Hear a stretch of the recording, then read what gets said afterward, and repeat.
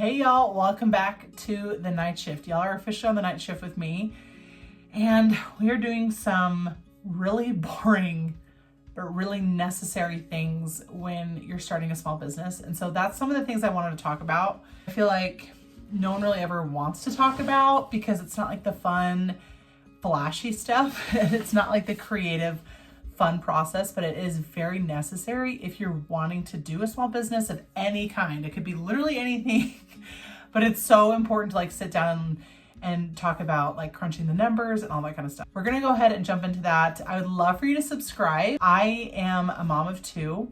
I am self-publishing my first children's book, The Adventure of Theodore James, and I'm currently working on my second book, which I'll give you a sneak peek into that in just a second.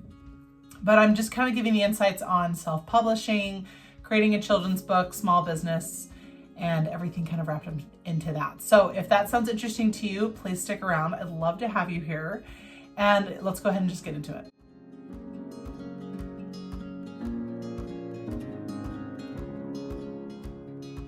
So first off, I would love to show you guys the update on book 2. So just in case you guys are not following me over on Instagram or TikTok, I think I posted a short on here, but just in case you're not. So this is my main character for book 2. Oh my gosh, she's so cute.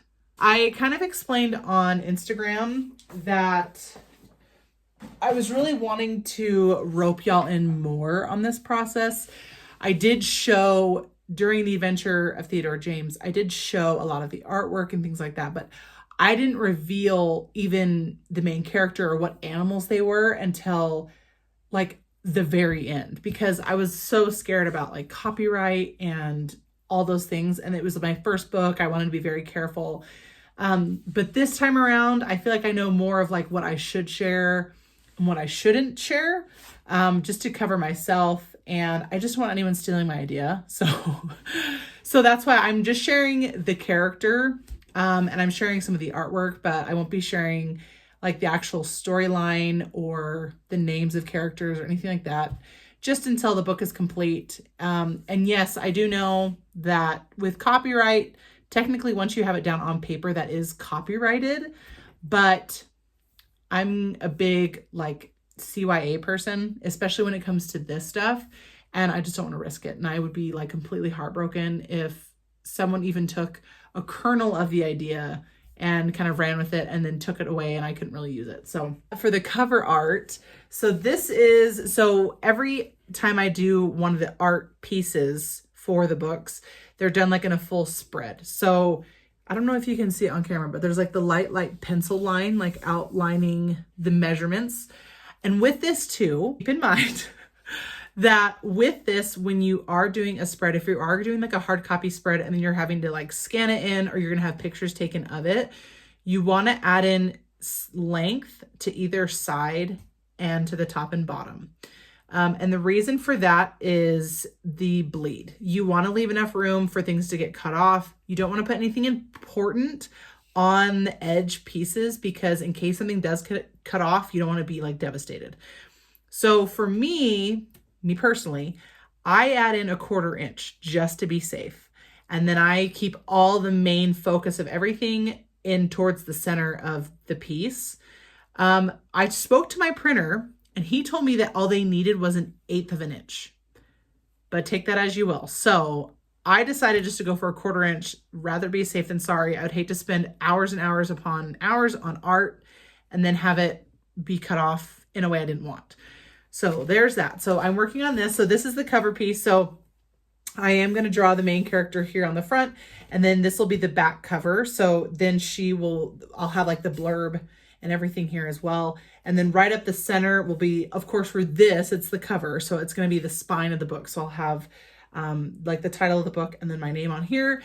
Normally, if this is an internal spread, you want to stay out of the gutter line. So this is the gutter line here. So this is like the crack of the book. You don't want any valuable information. You don't want it near this gutter line. Let's chat about the boring stuff, okay? And we're going to go through all this boring stuff and the stuff that you need to be taking care of before you start your small business. And so I'm taking care of all this stuff before launch day. So I'm looking to launch in March. And I want to launch like at the very beginning of March. I'm just waiting for the books. They should be only in like another couple weeks. And so I'm just waiting for the whole run to come, and then I'm going to be set up and ready to go. So with that being said, let's go ahead and flash forward to this morning when I was doing inventory stuff and I had to count everything, and I was also working on some math that we will also go over.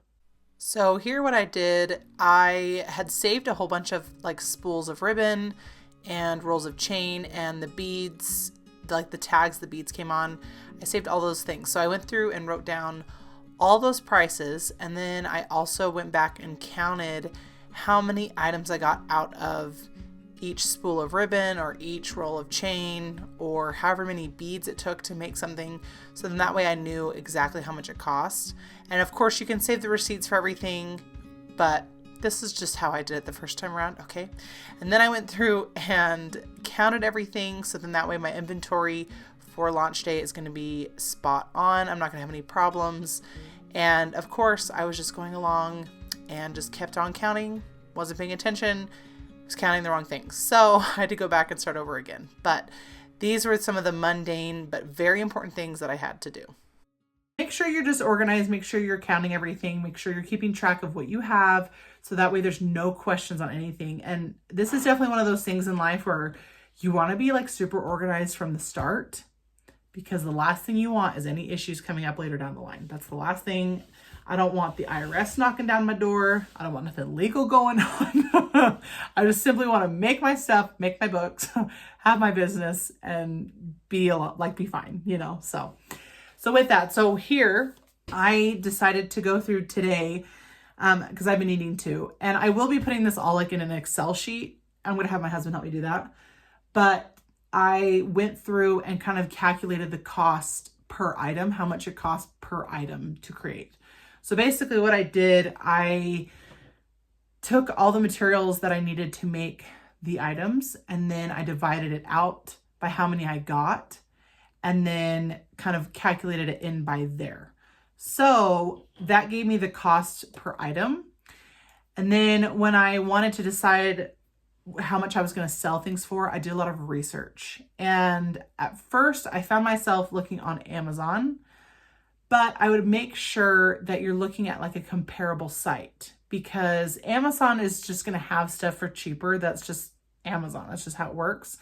So I would definitely I went to Etsy because that's very comparable to what I'm doing. It's like handmade stuff, small business, artisans, so I would definitely look on comparable things.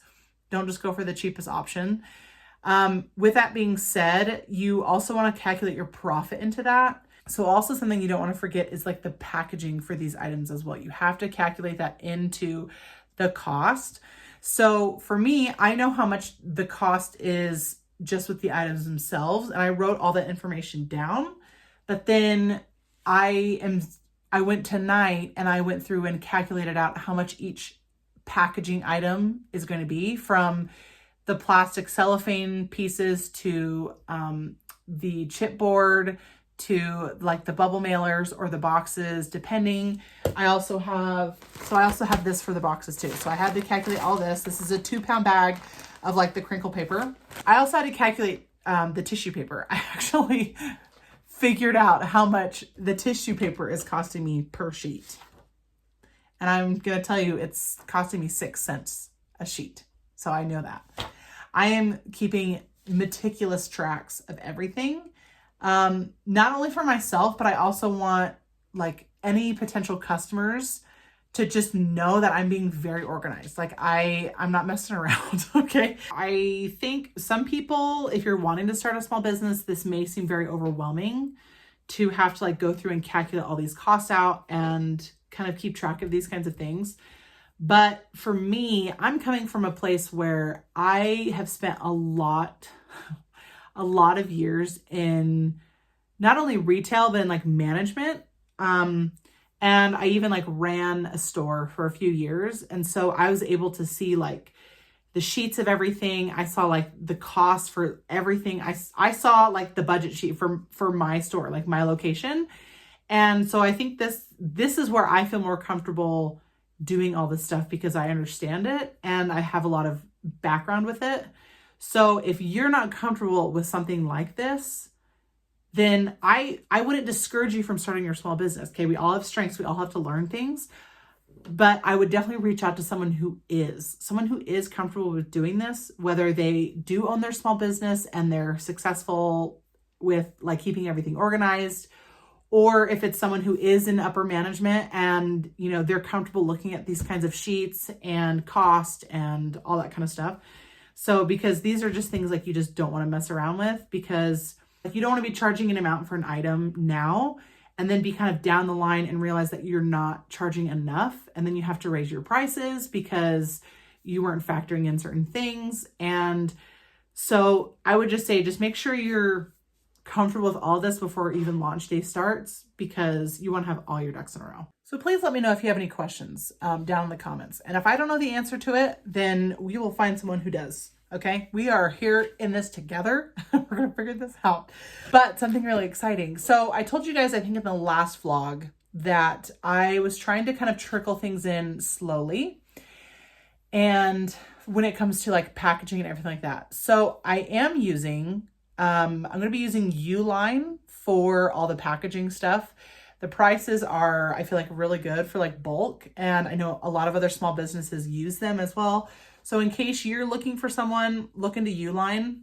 I think it's fair. I think all the pricing's pretty fair. And calculating it in wise, I still have a pretty good profit margin. So I'm a happy camper. I don't really care. But something I did do was I got Amazon. I obviously need a label printer for my labels. I need a label printer. I was wanting, after doing some research, I was wanting hold on, this is crooked.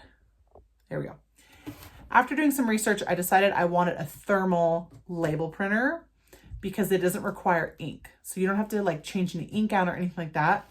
And so to me, I was like, okay, a little bit more cost up front, but in the long term, better, right? So I ended up watching online, and this one, it has pretty good reviews. This one was on sale on Amazon, and it was like a savings, I think, of like $50 or something. It like dropped down from, it was used to be like a little over 100, and then it dropped down to like $80 for like a limited time. And so I just went ahead and just snagged it. So we're gonna go ahead and open this.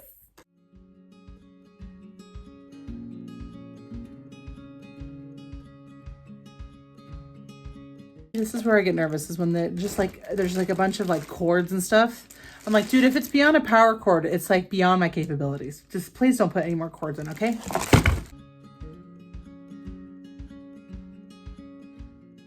And I saw someone else too when I was doing research on like which printer I want to get. I heard someone talk about like, oh, it's really cute and like white and this aesthetic. And I mean, I get it. Like we all have our things, right? Honestly, there's certain things I just could not care less.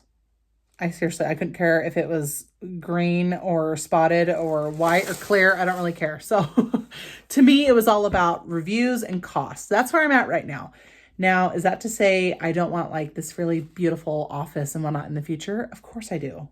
And I would be lying, and anyone is lying if they said they don't want that, okay? Anyone's a liar if they say they don't. But time to place, right? Time to place. So I will work on setting that up in just a minute. I think I'm going to have it up by the printer.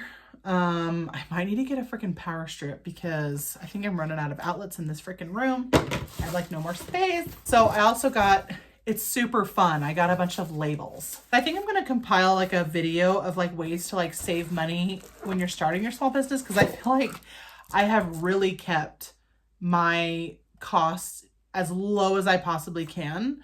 I really have not spent my money on anything frivolous. They're like, nothing frivolous. I mean, I bought a freaking Lifetime table.